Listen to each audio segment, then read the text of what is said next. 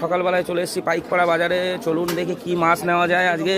তারকদার কাছে অনেকদিন আসা হয় না। এ তারকদা কি মাছ আছে গো? ভালো দেশি শিঙি আছে। কই দেখি। এই দেখুন দেশি শিঙি আছে। কত করে? 120 টাকা।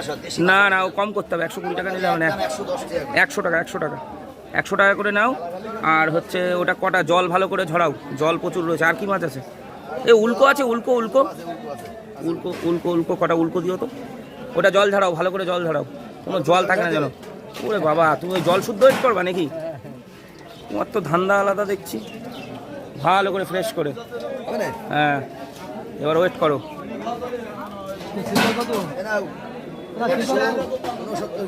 169 গ্রাম, মানে ক টাকা?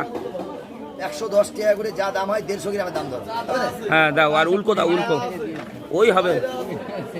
নেই তো তোমার কাছে, আর থাকলে আর কটা নিতাম। ওই সাইডে রাখো। সকালে আসলে